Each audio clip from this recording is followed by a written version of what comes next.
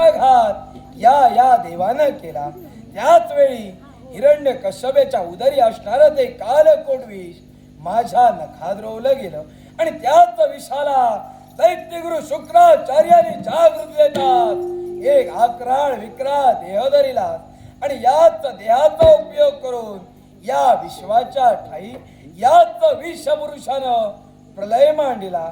पण या विश्वाच्या ठाई भक्त रक्षणासाठी आज देव अवतीर्ण झाला आणि माझ्या गदेच्या प्रहारानं एक सारखा नभांगणी गिरठ्या घेतोय आणि तुला स्थिरता हवी आहे.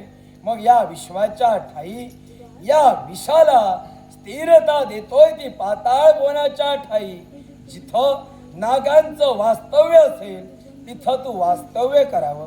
ज्यावेळी माझ्या भक्त रक्षणासाठी हा शेष धावून गेला आणि या शेषाच्या मुखावर निघणाऱ्या ज्वाळा तुला त्रस्त करू लागल्या, म्हणूनच या विश्वाच्या ठाई पाताळ घोण्यात तू वास्तव्य करावं.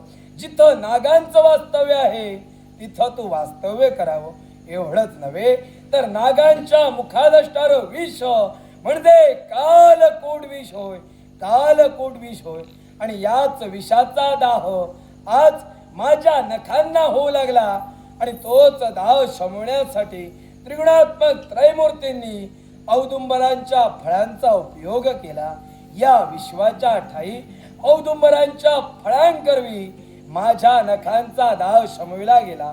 म्हणूनच याच्या पुढं कोणत्याही मनुष्य प्राण्याला कोणत्याही प्रकारच्या विषानं जर अंगाचा दाह नसेल आणि तो दाह शमवण्यासाठी औदुंबराच्या फळांचा डिंक जर सेवन केला असेल तर विषाच्या योगे करून होणारा दाह क्षणार्धात शमविला जाईल.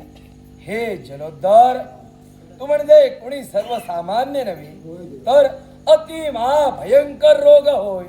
ज्या रोग होताच माणसाचा मृत्यू काळ जवळ येतो. एवढंच नव्हे, जलोद्धर म्हणजे पोटाचा आजार होय.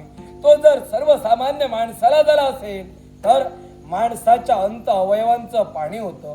एवढंच नव्हे तर माणसाचं उदर पाण्यानं फुगतं व माणूस मृत्युमुखी पडतो. आणि म्हणूनच या विश्वाच्या ठाई तू माझ्या भक्तांना त्रस्त केलंस.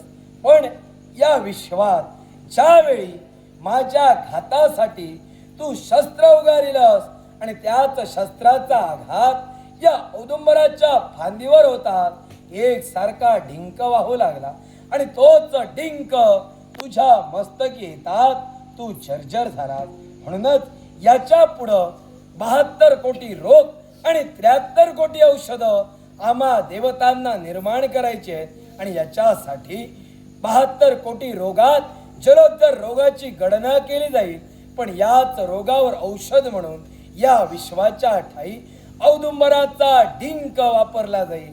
एवढंच नव्हे तर पोटाच्या आजारांवर औदुंबराचा डिंक सेवन केला जाईल आणि हाच डिंकाद्वारे जलोद्धर नामक रोग पूर्णपणे बरा होऊ शकतो. या विश्वात या नारायणानं या औदुंबर फळाला या प्रकारचं औषधी महत्व प्राप्त करून देतोय. महाराणी देवा, हे आमचा शिवद्वीपचा संपूर्ण राज्य व्याधीनं ग्रासलाय देवा आणि व्याधी दूर होऊन आमच्या जीवनात अगदी सुखाचे दिवस प्राप्त व्हावं असं आम्हाला वाटतंय देवा. या विश्वाच्या ठाई जनतेलाही व्याधी झाली आहे हो. आणि तुम्हालाही व्याधी जडली आहे आणि हीच व्याधी दूर करण्यासाठी या विश्वात सुखस्य अनंतरम दुःखम दुःखस्य अनंतरम सुखम न नित्यलभते दुःखम न नित्यलभते सुखम. सुख दुःख ही दोन भावंड अशी होय. या विश्वात दुःखाचा डोंगर पार केल्याशिवाय सुखाचा महासागर कुणालाही भेटत नाही. पण या विश्वात तोच दुःखाचा डोंगर पार करून सुखाचा महासागर दाखवण्यासाठी जो तुझं कुलदैवत म्हणून नटला गेला तोच हा नरसिंह देणार आहे. आणि तो कोणत्या प्रकारे असेल तर या विश्वाच्या ठाई ही झालेली व्याधी दूर करण्यासाठी याच औदुंबराचा डिंक नाशन करा, नाशन करा.